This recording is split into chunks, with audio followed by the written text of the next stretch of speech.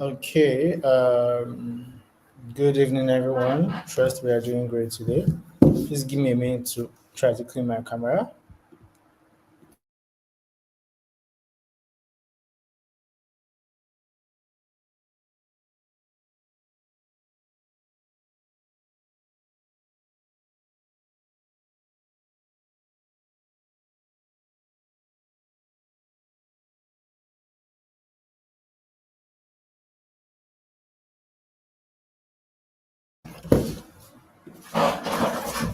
All right. Good evening, everyone. Trust we are doing great today. We're just going to give about 2 to 3 minutes. Let's just give time for other people to join the call, and then we'll get started. So, if you know anybody who is supposed to be on this call, please buzz them and tell them to join in now before we get started. So let's just give a few minutes and then we'll get into it.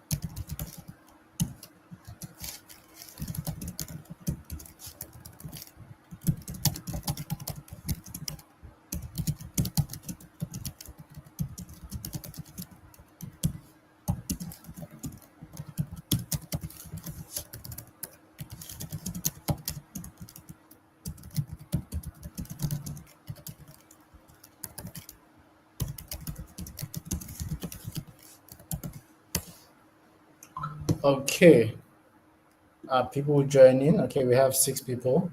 Please, more people should join in. We have a lot in stock for you today. Please join in and bring in people who are supposed to be on this call as well.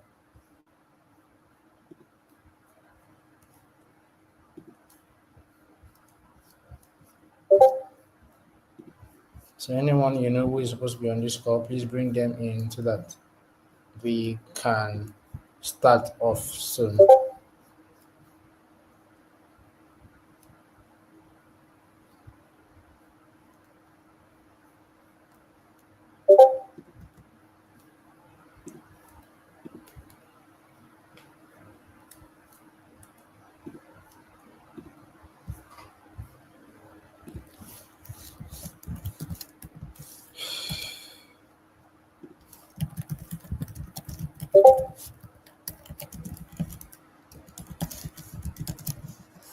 Please bring in people. If you know anybody who is supposed to be on this call, please um, tell them to join in the call now so that we get started.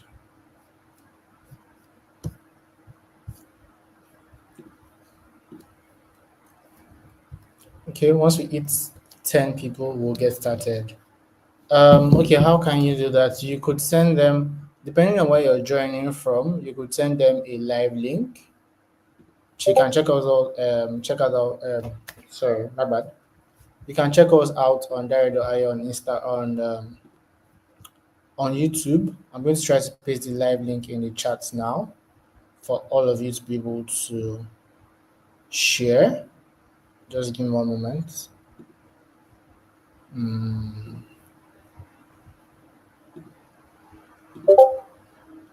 uh, okay, so I'm just going to paste the YouTube link for you.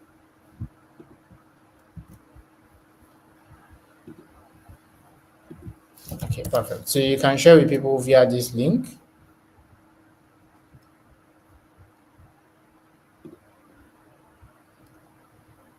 You can share with people via this link. One more person and then we get started.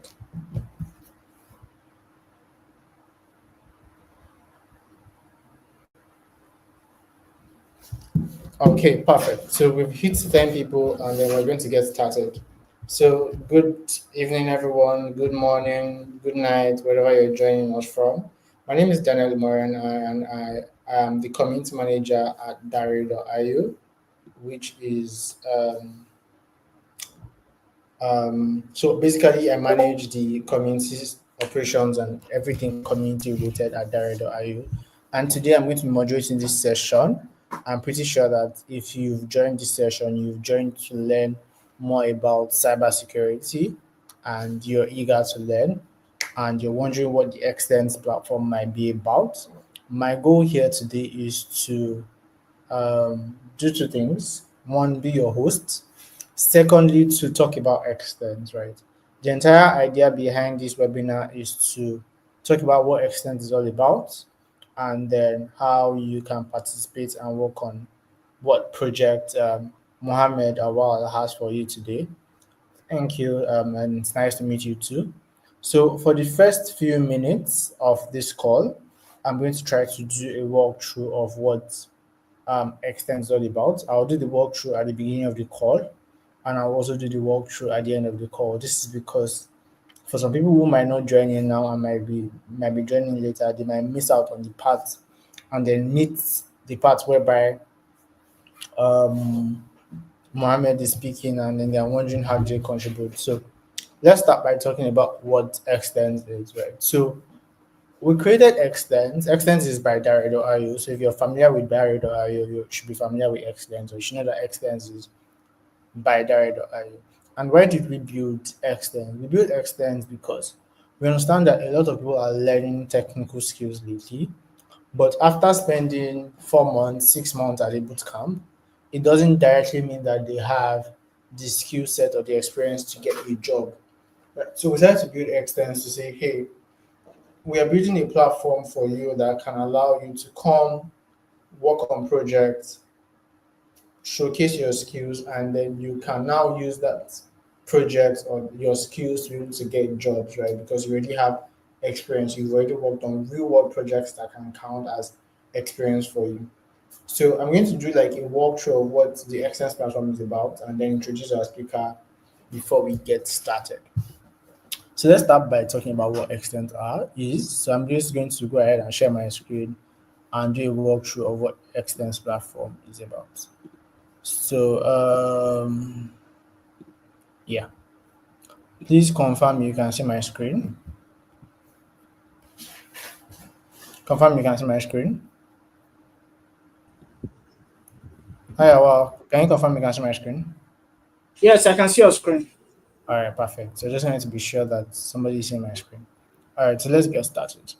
So this is the Extens platform. This is our Extens website, whereby you can either sign up as a tech lead or an extern, right? So if you're a tech lead, meaning that you already have a leadership skill, right? You have a bit of a leadership skill, and then you have a bit of a leadership skill, and then you want to be able to train and mentor people. But if you have skills, or if you've gone through like a technical school like Dare.io and you're looking to see how you can have real world experience, Extends is for you. So how do you access Extend? How do you become an Extend? You become an Extend by clicking this button and then signing up as an Extend. Fortunately for me, I already have an Extends account, so I'm just going to be logging into my Extends website.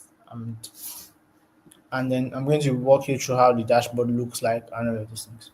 So now, when you sign up on Extends, what's the first thing that happens? Firstly, you have to take an assessment. So depending on, let me try to go back. So you can either log in with your LinkedIn or your GitHub. Depending on what pathway you choose, it determines what you're going to have access to. So let's say you've been learning cybersecurity for a while and you decide that, oh, I want to be an expert in cybersecurity. You can just sign up as a cybersecurity person. And then what you're going to be seeing after passing the assessment, which is going to be in the cybersecurity assessment, you're going to be able to log in just like I did, and I'm going to do that again. And then once I do that, I get logged into a dashboard. Now, when I log into a dashboard, this is because I already have like things running on my dashboard. But the first thing you need to look at is what we call this employability score that we have here. Now, what is this employability score? The amount of projects you work on, right? As you're working on different projects on Extends, your employability score is increasing, right? It is increasing. So, as you can see, I currently have 256. Now, the best place you want to put your employability score is at 800. which means that you're very good at what you've been doing and you've been able to, within a period of time, you've been able to work on a particular amount of projects. Now, when you have something around 800 employability score, we can now walk you through something where we can connect you to an organization that is looking to hire you. Or you can even say, hey, I've been working, you can add all of the projects you've worked on to your experience and it builds up for you at the long run. And then you're able to get jobs, whether within Nigeria or outside Nigeria, as a cybersecurity person. Now, this is your dashboard. Where do you access projects from? So if you come to here, you can see that you have different projects that you can work on depending on the number of the ones you've signed up for. Now you can see that I've signed up for a number here, and then you can see that the progress I've made. You can see the technologies that are needed for each of them. Right now, that's one part of it. So I can always come and say, "Oh, I want to pick up this project," and I start working on the sprint, and then I complete the sprint within 1 week or 2 weeks, and all of this stuff. Now, in a situation whereby you've logged in, right now, you want to work on a project. Aside from the listed projects, you can also join a pod. A pod is literally a group of people working on the same project. So, in a scenario whereby, let's say after this conversation today, you want to work on the project Mohammed is going to be talking about, you can come here and say, "Oh, let me join a pod," and then search for the pod's name, right? So I can't remember what Mohammed's topic is now, but something around protecting digital assets. So if you want to build something around protecting digital assets, right, you would see the projects listed out on your pod here, and then you can apply to join, and then Mohammed will accept you, and then you'll be working with Mohammed on the project. It could be for a period of 2 months, 3 months. And I can, if you see this budget wise project, it's about 3 months. And so I'm going to work on this project. And then by the time I work on this project and get into everything, I'm able to say, hey, I worked on this project, I worked on this project, I worked on this project, and add it to my resume and then apply for like a real world job. Right. So that's that about that for the most part. So Extend is basically that platform where you can come and work on projects and gather experience that you need for the real world after taking a 6 month or a 4 month or a 10 month course, as the case may be. So after this call, we'll be looking to see you guys sign up on Extend for the most part, right? And then if you're signing up, you take the assessment, you get in, you join the Extend community, and then you begin to work on projects, which we would love to see you on. So that's like my little demo about what Extend is about. Now I'm going to hand you over to the hands of Mohammed. Hi, Mohammed. How are you doing today? Yeah, hello Daniel. Thank you very much. It's nice to be here. Hello everyone. Good afternoon. My name is Muhammed Awal. Okay. I'm So the yeah. Mohammed is going to be walking us through an interesting topic, which I think everybody should be on the lookout for. Um, and I think that maybe after this session, you'll be able to tell whether you want to work on this project or not. So I'm going to hand you over to Mohammed, and then he's going to talk to you for the next maybe 1 hour ish. Over to you, Mohammed. Let me know when you want me to share your screen.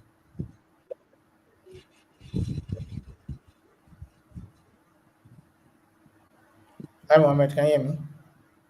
Yes, I can hear you. Did you get what I said? Yes. Okay. All right. So you can go ahead. Let me know when you want me to share your screen. No, you can share it now. All That's right. the display. You can share it. Okay. Hello everyone.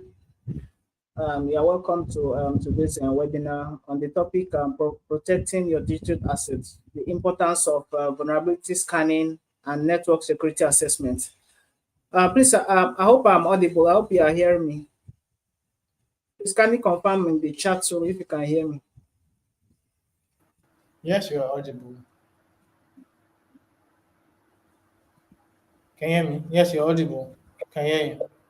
Okay, okay, okay, okay, okay. Thank you very much. Okay. First of all,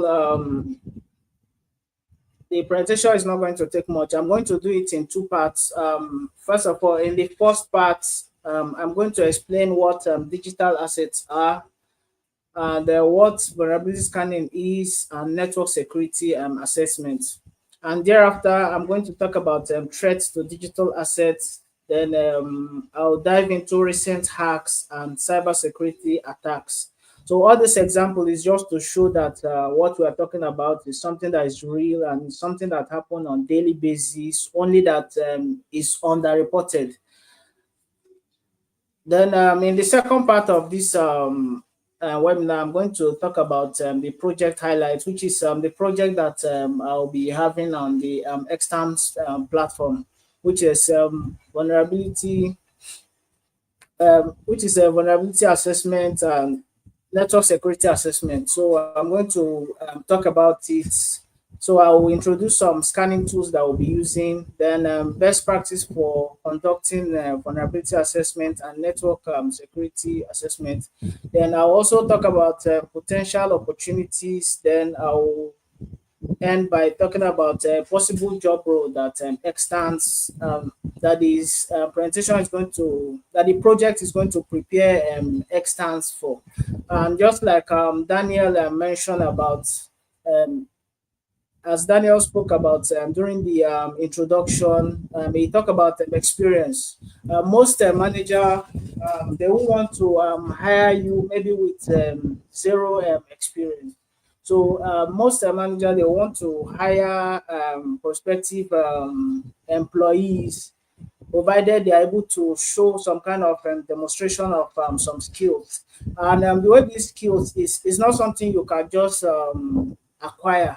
It's something that you have to do, be engaged, be involved in some kind of related work before you'll be able to acquire those skills. So that's why when I heard about the extent, so it's resonate with my idea. In fact, I wish this is something that have been there right from time. At least I would have gone far compared to the way I am now. So it's a very nice initiative. So that's the reason why I am key into it. Okay, first of all, let me start by introducing myself. I'm an ethical hacker, and I have a kind of background in software development. And the area where I mainly specialize on vulnerability management, software testing, and penetration testing. Those are the main areas where I mainly specialize on. And in terms of my interests, as you can see, football is no, and badminton, yes, that's the game that I mainly specialize on. And the reason why I don't like football, and not that I don't like it, I like to watch, but when I'm in secondary school, so anytime they are, picking their team, I'm always that last person that, they'll not pick. So at some point, I just say, "Kai, maybe football is not for me." So, but badminton and lawn tennis, yeah, I'm very good at it. So those are my interests. So let me start the very first part where I will give a kind of a brief of vulnerability scanning and network security assessments. First, I will talk about digital assets, which is what are the things that we are protecting? What are the things that what protecting? They are sensitive data, and when we're talking about sensitive data, we're referring to things like our information, like our health information, um, a kind of some financial record, financial information, just like for the bank, they do put enough security in check. That is the reason why you can easily have access to someone's accounts, because assuming the banks they are not putting enough security to fortify their system, that means anybody can just withdraw any amount from from another person's account.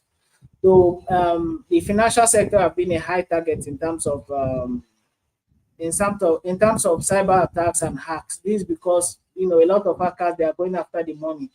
So that is the reason why we need to always put all the necessary security in check to ensure that we are always ahead of the bad guys, because they won't stop every now and then. Like there's this thing that they always preach about, like activating a two-factor authentication, like on our WhatsApp, on our social media accounts. So they have talked a lot about all these things, but despite that, we still see all those things on daily basis. Like at times you just see your account, you just see somebody will just send a message that please can you borrow me this in this, I will return money back tomorrow.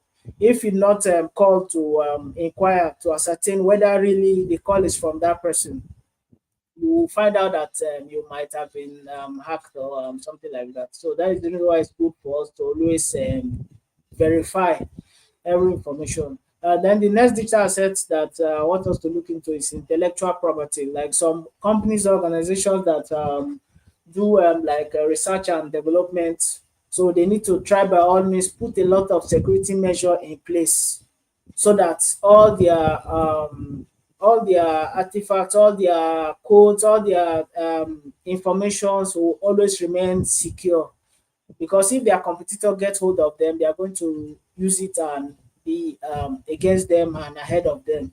And then the next thing I want us to look at, that's what protecting is our systems and networks. So our systems, we need to ensure that we apply all necessary patch in it and ensure that it's up to date, have antivirus, internet security, and any means that we can use to protect our systems. And also the network. We need to ensure that our networks are highly fortified, are highly protected, so that it will be so that hackers will not, always be playing around it and seeing loopholes that they can use to hack us or attack our network. So our devices as well, they are also worth protecting. Our PC, mobile, and all IoT devices. And one thing I've come to observe is that most of those devices, they have all those security check, but by default they are not usually enabled. So the it's now left for the user, once you get such devices, to always ensure that you activate them. Like for example, if you open like a Facebook account, a or a WhatsApp account, you will see that all those two-factor authentication, all those things, you will see that they are there, but they will not be active. So it's you that will now look through it and see if it's something that you see that okay, it's okay by you. You can now activate them, and with that, your system or your devices can be protected. So most security measures, they are not activated by default. Then another thing is reputation and trust, because it will be a slap on the face of some organizations, which I might not want to call them. Like in Nigeria, there are some organizations that you know, they are on the mainstream. They could just announce that, oh, that's so organization have been hacked and so number of data have been stolen. So it's a slap on the organization's reputation.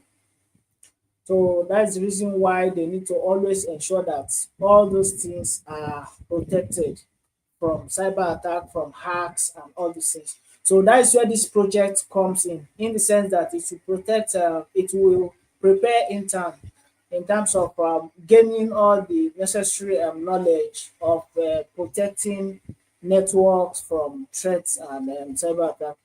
Okay, let me now go to next. We'll talk about vulnerability scanning and network security assessment. This is process of identifying potential weaknesses in systems and networks so that they can be remediated before they become a threat. And this is a kind of a continuous basis. You have to continually check to ensure that if there's any threat in our network, they are always fixed before the hackers, before they get hold of them and use it and hack us or attack us, or expose our information, sell it on the dark web or to third party.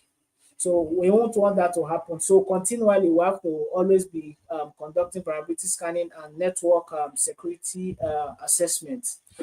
Next, I'll talk about threats to digital assets. And these are possible threats that could hamper on this integrity of our assets. Like the first, usually on the list, is cyber attack. Like there are malwares, phishing, and ransomware.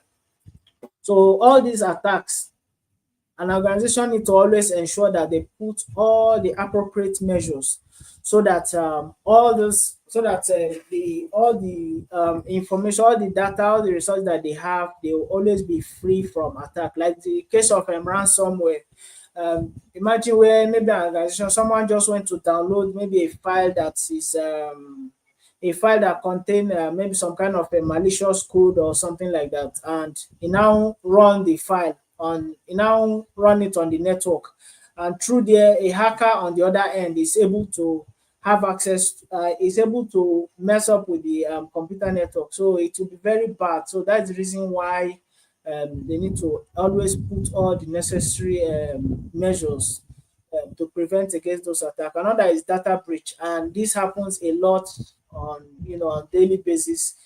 And there's a high case of data breach from organizations. So there is need to always protect all the informations from all those kind of threats. So another one that we shall look at is system vulnerability, which is open port, missing update, and misconfiguration. All those things are things that could possibly bring a kind of a threat to our network. Like if there are ports that maybe is not used, like in a network, port is a kind of a way that maybe an organization can give access to a kind of a resource. That is what that port is. So there are some cases whereby some ports might not necessarily be required. So it's always advised that all those ports should be closed, and missing updates. In terms of missing updates, there's need to always ensure that systems are always they always have all the latest updates, so that uh, hackers will not be able to have access to the system. And another is a misconfiguration and others. So if the case of a misconfiguration, like there could be some necessary security measure in a particular system, network, or application, then some maybe organization, they might want to access some kind of service, and as in the case of configuring, they will forget to enable some things that they are not supposed to, that are supposed to be disabled. Meanwhile, such could now bring threats to the computer. So another is insider threats, and all this case of insider threat, it also is something that happen on daily basis, because so that is the reason why an organization need to always ensure that all their employees are properly vetted, and you also check to be sure that all the informations that the company have, they are not maybe taking it out maybe to a third party, or maybe to your competitors, So it's good to always ensure that inside in the case of insider threat is properly checked. So another is human error, like the case of default password. So that human error is also something very important to always check. Like when some systems are installed, the password, they might just put something very simple so that you can easily have access to the system.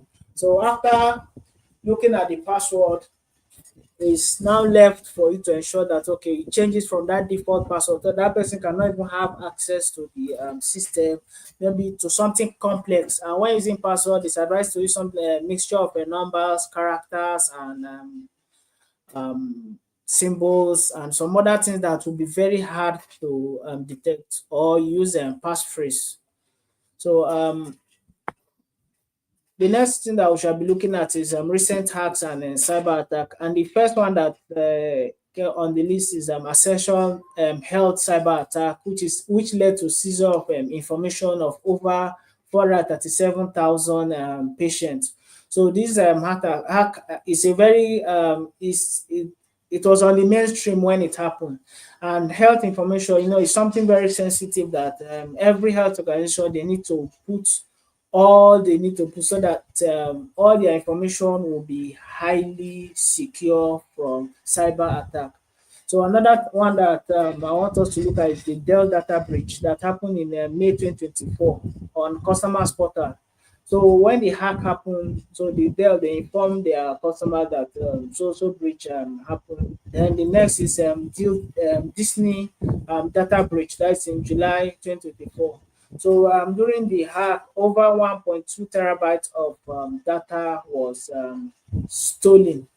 So all these organizations, assuming they have put all the necessary check, it will be very difficult for such thing to happen. But at times, there could just be a case of maybe weaknesses, and that is what this vulnerability scanning is meant to address. So it's meant to address all these weaknesses so that they could be properly addressed before they become a threat to the organization or the corporation.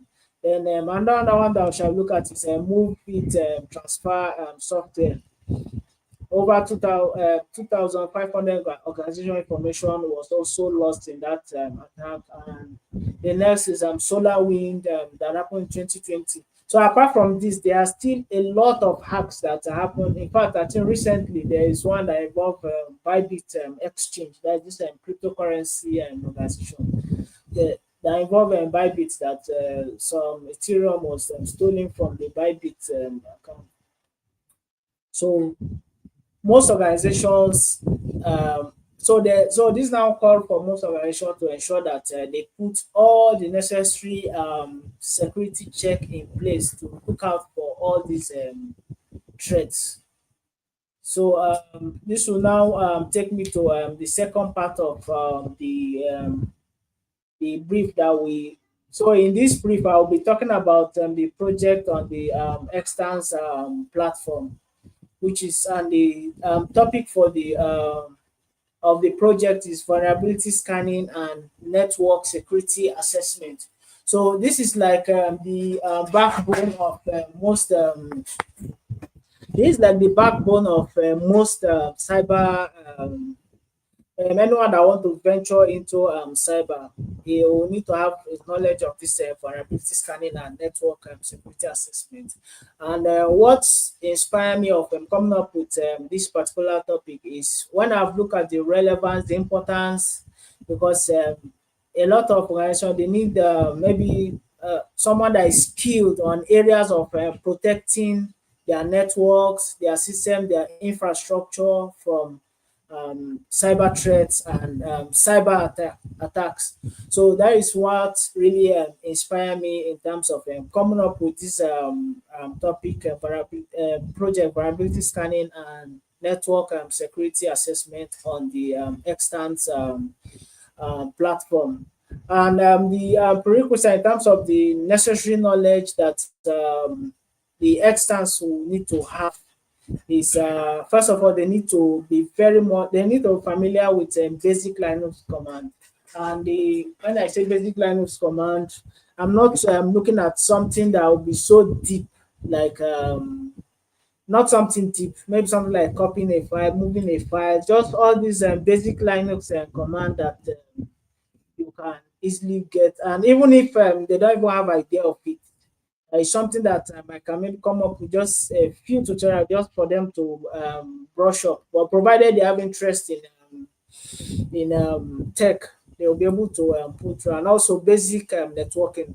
Like when I say basic networking, just like something like IP address. So there are some basic knowledge that are really expected before someone can really function in this particular tech project. Then another basic requirement is that they will need to be embodied on extant platform, that is extant.ai. And Daniel spoke a lot about this extant.ai previously. I've spoke a lot about it. I will now need to mention just like he said, let me recap maybe for some that just joining. So before involving a particular project, they will need to go through a kind of assessment. And the assessment is not something that difficult. But when they have basic knowledge, be able to pass through the assessment. And the duration for this tech project is 6 weeks. Within 6 weeks, we should be done with the project. It's going to be done on the external platform. And the minimum requirements that is expected for systems are they will need to have at least 8 gig of RAM and 250 gigabyte of hard drive. So the reason why they will be having a kind of the reason why they will be having this the 250 gig hard drive spaces to ensure that they'll be able to install some app that will be using that will be working with, and it's something that is pure hands-on. No theory at all. It's something that will be pure hands-on, and it's more like an on-the-job experience. Most of the knowledge that they'll be acquiring during the project, and the cost is free, meaning we're not charging extras for the project. All they need is just the commitment and the necessary skill. And some people might be looking at it that, okay, what if I don't have a tech knowledge? You don't necessarily have a tech knowledge. Like there's someone I have a mentor, I think he have a background in chemical engineering, and but he's highly enthusiastic in terms of technology, and in fact he's really catching up and working, at a high speed that, I'm really impressed with them. So a lot of people that don't have any knowledge of tech, when they venture into it, they really excel. So this is a very important knowledge that prospective maybe job seekers or those that want to venture into tech can really acquire and know how to do some of those projects. So, okay, let me now talk on best practices for vulnerability scanning and network assessment. The first very important part is authorization.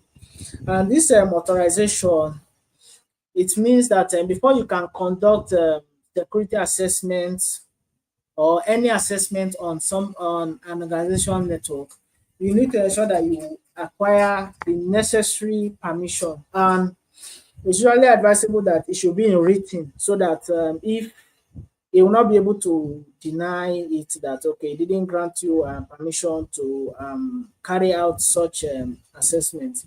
The reason is that it's a usually when you conduct scan on an organization's network and they are able to detect and its impact on their network is actually criminal offense. So that is the reason why it's good for you to obtain all the requisite permission. And for the organization that will be scanning their web applications during this project, we are going to ensure that we get authorization. Like I'm currently in talk with, I think I think with over 5 organizations, so that I'll be able to get and the assets that they are something critical.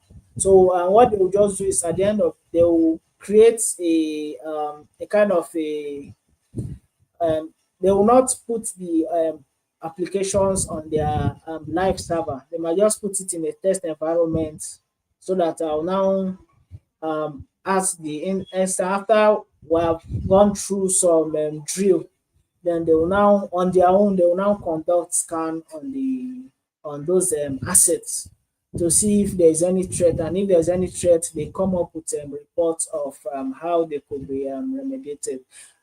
This vulnerability scanning is just a starting point, because there is also penetration testing. That one is like is after you have gained knowledge of vulnerability scanning that you'll be able to conduct penetration testing.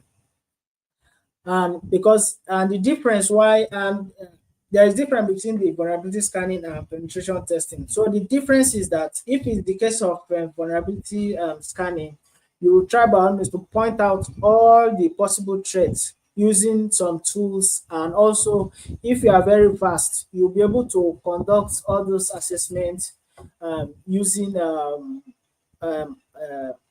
manual kind of approach. You'll be able to conduct it using a manual approach. So another very important point is periodic scanning and assessment, meaning vulnerability scanning is not something that you just do maybe for the organization and you just say, oh, maybe you didn't point out, you're unable to point out any threat, you just say, oh, that is all. Give the organization clean cyber bill. That's okay, oh, that your system is approved.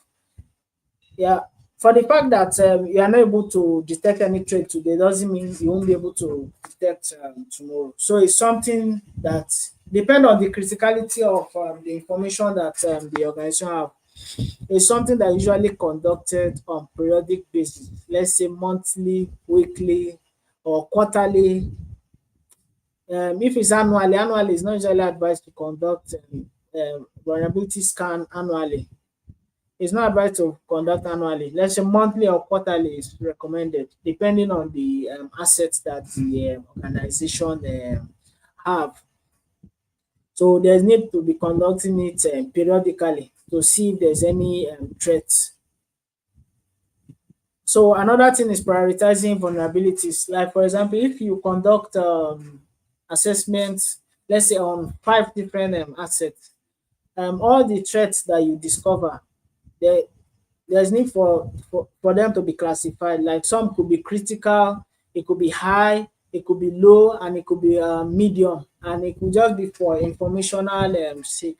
So when threats are of critical nature, it's really advisable that they should be addressed first, because since they have direct impact on the organization, so it's advisable to address those ones first before you address other threats.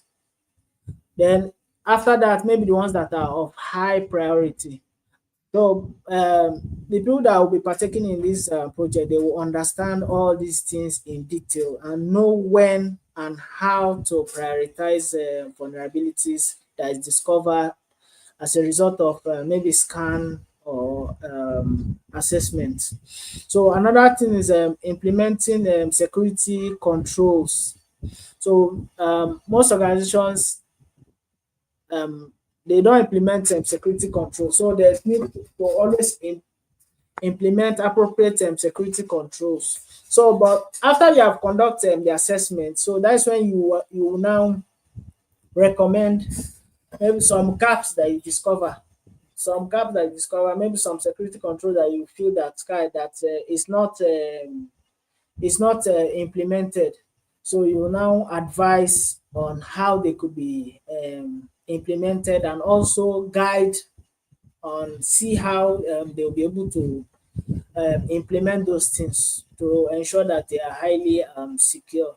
So the next part is the continuous monitoring, meaning it's something that you have to keep doing periodically on monthly basis, quarterly, or annually, not to advise, but depending on the severity of the sensitivity of the information that they keep. So another thing that we shall be looking at is vulnerability scanning and network assessment tool.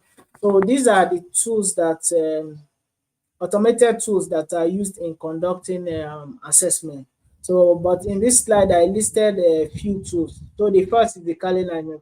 So Kali on its own is not a tool, but it's a kind of operating system that bundle most of the tool that can be used during assessment. Like this Kali Linux, it has a lot of tools in it that you can use to conduct assessment. So that is the reason why I bring it at first.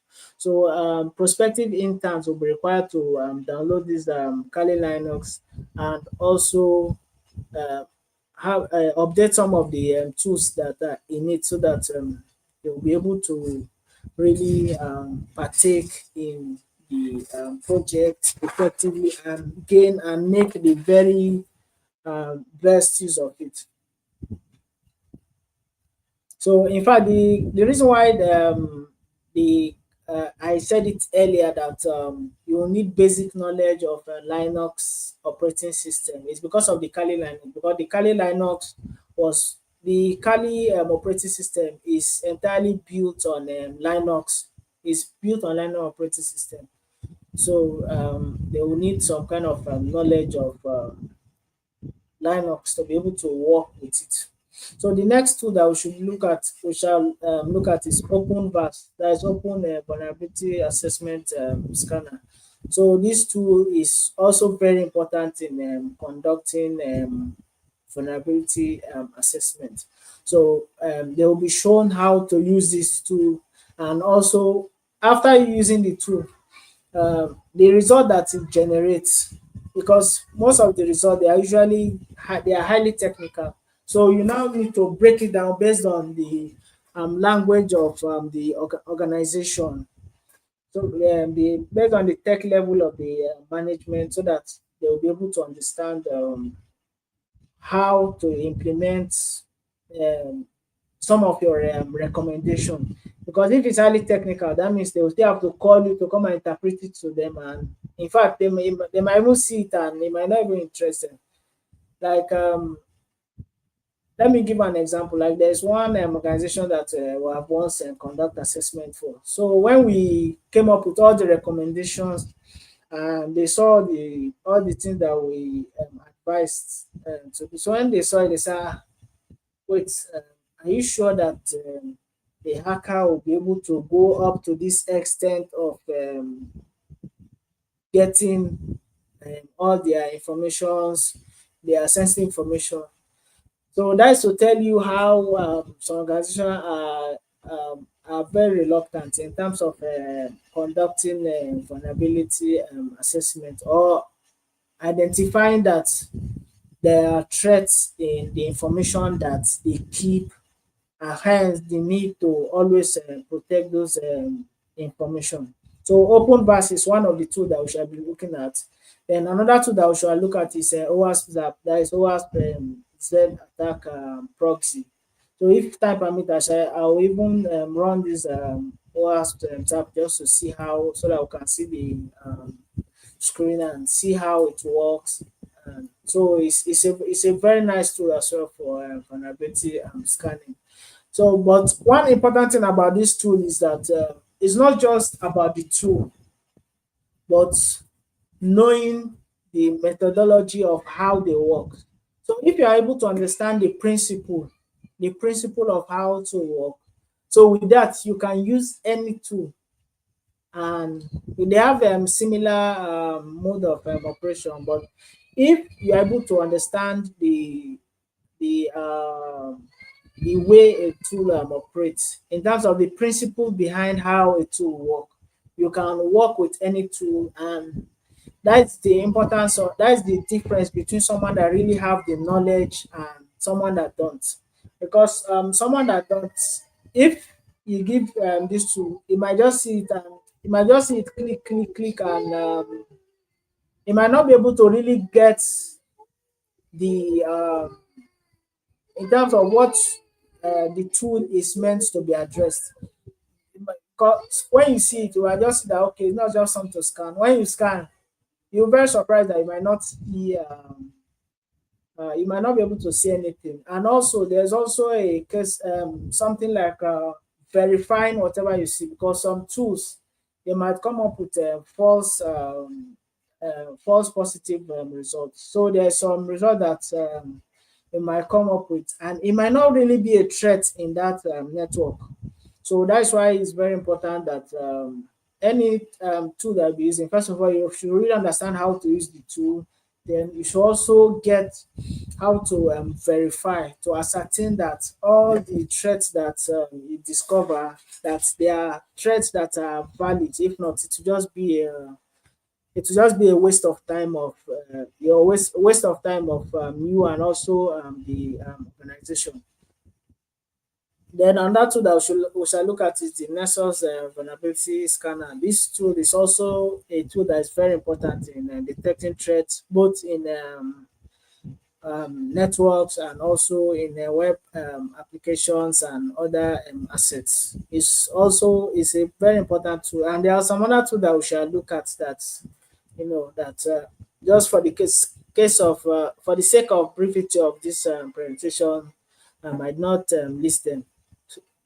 So just like I mentioned earlier, the important thing about all these tools is to understand the principle of how they work. With that, you can work with any tools, and after you have worked with them over time, you in fact you can become very vast in it that you'll be able to conduct it manually. You can use the tool up to some point, because one thing about the tools is that they can only detect known vulnerabilities, which is known threats that they have been programmed in it. It's only those type of threats that they can detect. So some threat like zero-day threats and some other ones, you might not be able to use tools to detect them. So that's where the knowledge now comes into play, when you understand the principle and you have experience of how to use all these tools. So let's now look at potential opportunities that having knowledge of vulnerability scanning can create for you. First of all, let me still take us back one more time to what Daniel said, which is Extern's partnership with global recruiting tech talent. So according to what he said, that when you partake in extern's project, that as you keep upscaling on the platform, that your employability score will keep increasing. This employability score, so it will increase up to some point that they can showcase to some recruitment manager, and when they see that your employability score is high, so with that, that will now make them really realize that you have possessed some level of knowledge on that particular aspect. So those that are very much interested in breaking into tech, this is a very important. This is a kind of a gold mine opportunity. So I would really advise, maybe even if not necessarily us who might have been grounded in a particular aspect. So there are some maybe like maybe still in school, or recent graduates, or someone that maybe you don't really know left from right or where to venture into. These are very important projects that I believe that so some people can partake and gain very important knowledge. In fact, there is some other field that I discovered that on the Extern's platform, like DevSecOps, quality assurance, cyber, um, UI, UX, and there are a lot of tracks that are highly demanding in today's world.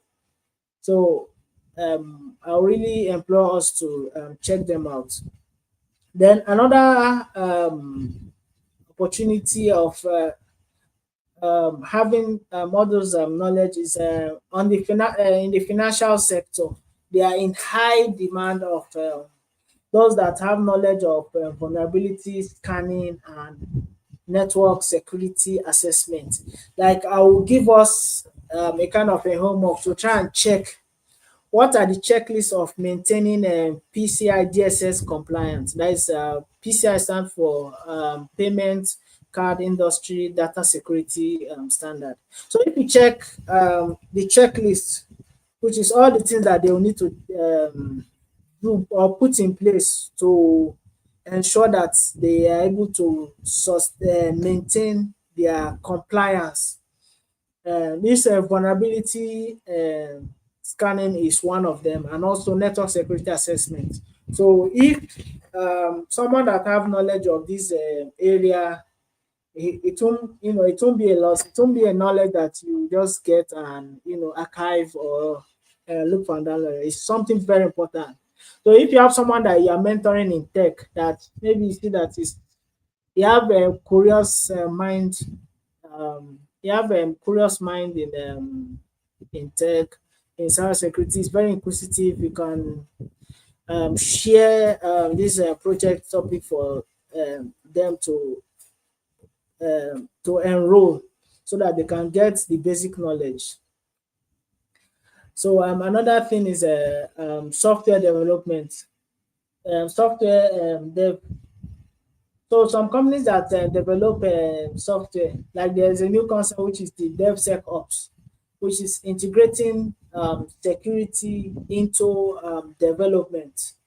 So it's a there are a lot of opportunities in the area of software development because they constantly need someone that have that knowledge of checking to ensure that the code that they have developed is secure and error and free in terms of in terms of security.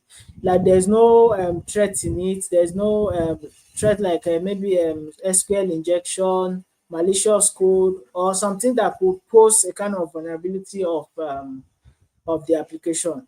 Because it will be a slap on their face after they have developed software and push it out, someone is able to hack through it, maybe due to some vulnerabilities that that the software have. They will now be able to exploit it, and so it will be a slap on them because once the organization discover that such thing is happening, the first place they throw the dagger to is the software development company. So they are in high need of those that have knowledge of vulnerability scanning and network security assessment. And also this DevSecOps is in organization that adopts the principle of having DevSecOps. They usually conduct the security check right from the time that they start the project. So they ensure that all the steps of developing the software that is highly secure, and any security threat that is discovered is usually addressed before they even ship the software into the market. So there's a lot of opportunities for those that have knowledge of conducting vulnerability assessment and uh, network security assessment in the software development field. Then another areas where this knowledge can be applicable is first of all is on e-commerce platform, because e-commerce platform, they will need to ensure that they put all the necessary security measures so that their platform will not be hacked.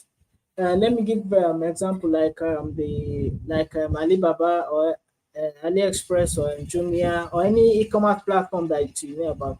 If there is a security threat on the platform, so that shows that anyone can go in there, maybe make purchase or have access to their money or anything, and hack their platform and go away with whatever sensitive information that they are able to have access to. So constantly, most the e-commerce platform, they constantly require the service of someone that is grounded in terms of conducting vulnerability assessment and network security assessment as well. So they are highly in need of those that have such kind of knowledge. And another part is consultancy. So you can serve as a security consultant to some organizations that require maybe security services or something like that. Another part that we shall look at, that I want us to look at, is the healthcare sector. So the healthcare sector, the most health facility, they need to ensure that they put all the necessary security measures in check so that their informations will remain secure.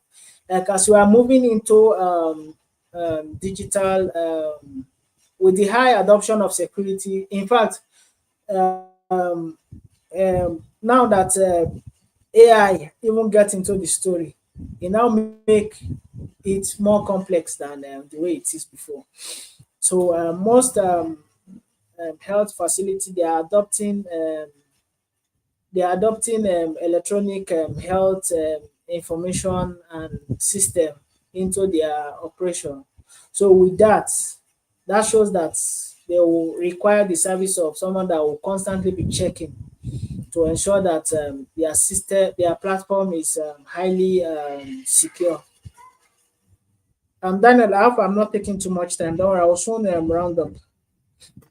Okay. Also in the area of web hosting companies, like some company that do web hosting services. So there is need for them to always ensure that all the sites that they are hosting on their servers, that they are highly secure, so that they will not have maybe some kind of threat that will now in turn create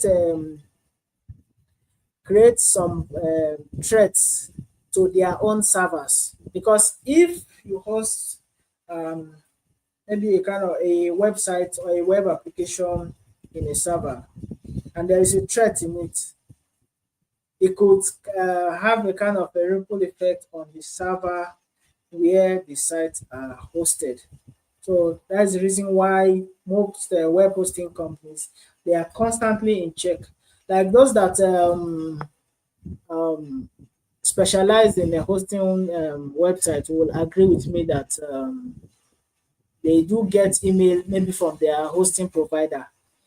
That is, if they discover that there's a threat in their site, they will alert the customer that there's threat in so place. In fact, some they can even suspend your site that you should go and fix it. Then after you have fixed um, all those threats before the site can now go live.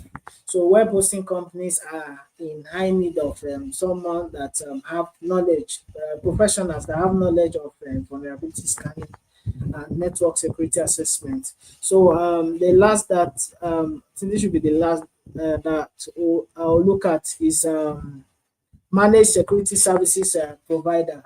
So there are some organizations that specialize in offering security as a service. So let me take. So there's some organization that offer security as a service.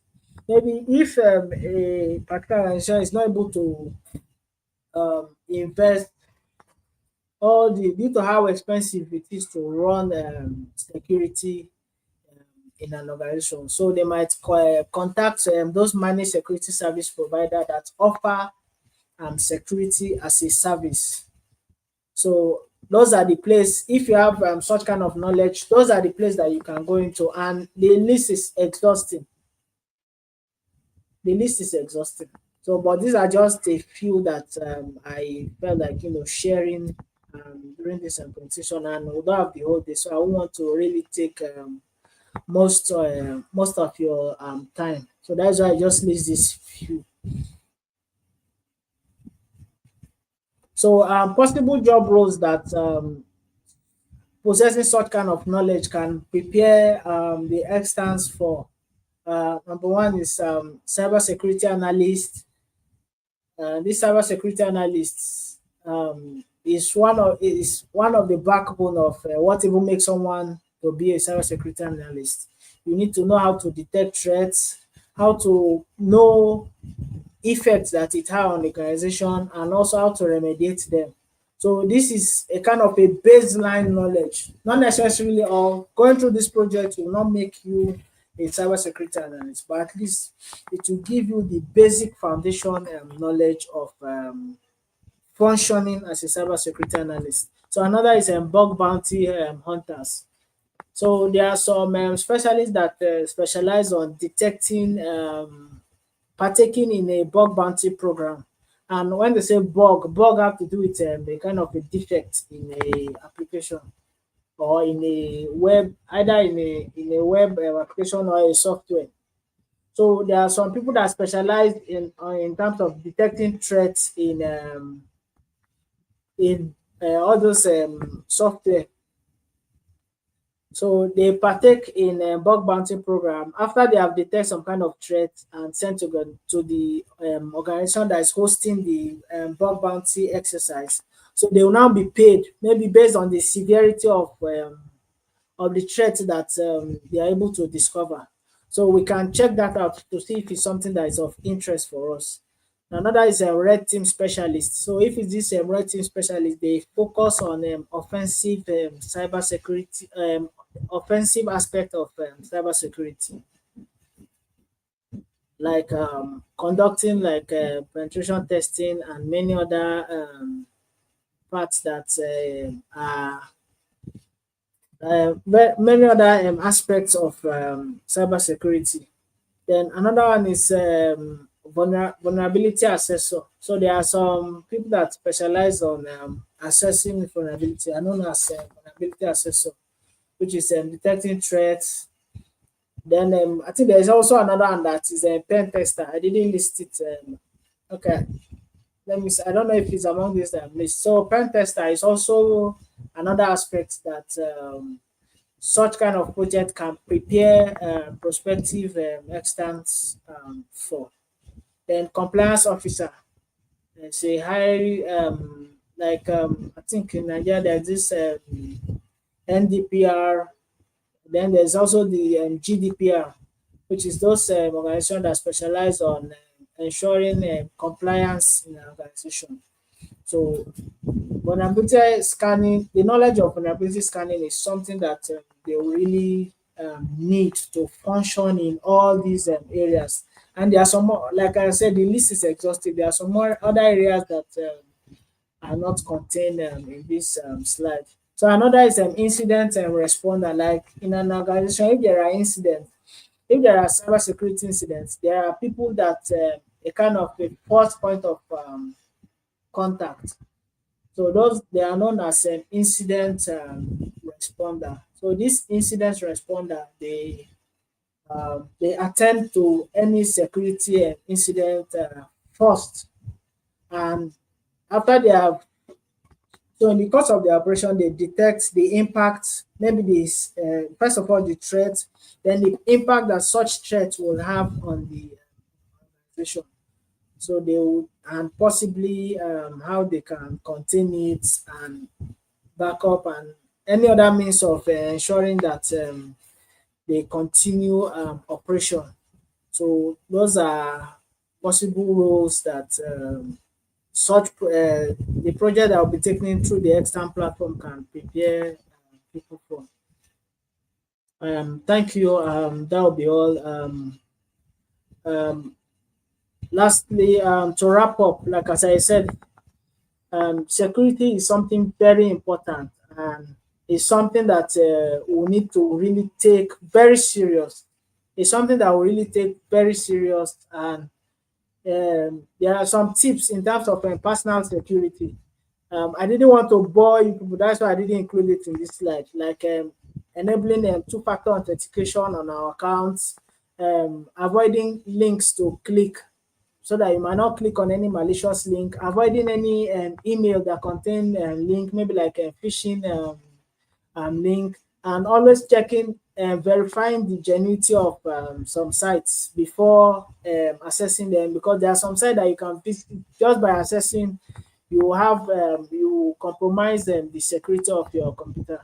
Like I think there's a case that I've had recently. I think it's last month that it happened that someone was hacked, and how it happened is that he saw a kind of job advert, and when he applied, there's a software that that they say he will need to download and install in his computer to enable so that they'll be able to he'll be able to do assessment and they will ensure that he's not cheating. So when he saw it, he innocently installed the software. And after install it, through it, they were able to steal they were able to access his Bitcoin address, all the secret information in his browser, and they stole, they wiped out all the coins that he have, all the cryptocurrency coin that he has. So it's very important for us to be wary of all our how we conduct ourselves online and all the things that we do online. This is because all the hackers, they are always there and constantly looking for loopholes so that they will, compromise our system. So it's very important to always ensure that. And also, the way it's important, that is how it's also important to acquire the knowledge that will enable us to be able to protect enterprise information, enterprise assets, database, and any other things that are what sensitive things that an organization have or maintain. So it's something it's very important for to have such kind of knowledge. So thank you all for your listening. So I don't know if there's any question. Yes, all So, right. So let's take questions. If you have questions, please drop them in the chat. This is the time to ask questions. Please ask your questions.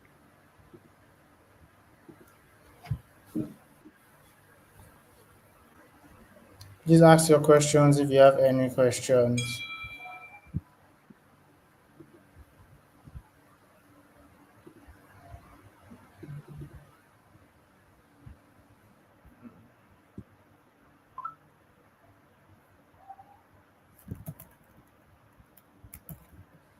Please ask your questions if you have any.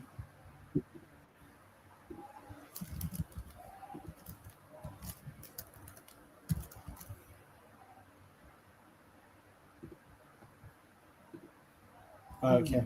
So, in the absence of no questions, we're just going to do like a recap of what we explained earlier, which is about extents. So, if you were not there before, I'm going to talk about what extends is. And like I mentioned at the beginning of the session, extends is a platform for you to come and build your skills and work on projects, right? So let's say you are just starting out, right? You've been learning or you've been working, you've gone through like a learning process of maybe 4 months, 6 months, right? But you need the solid work experience that comes with that would enable you get a good job, right? This is where extends come in. And like I mentioned earlier, you can either come in as a tech lead or an extern, right? And then if you're a tech lead, that means you have engineering experience and then you've worked at places already. Or but if you're just starting out, then you can sign up as an extern. I said this is our website, right?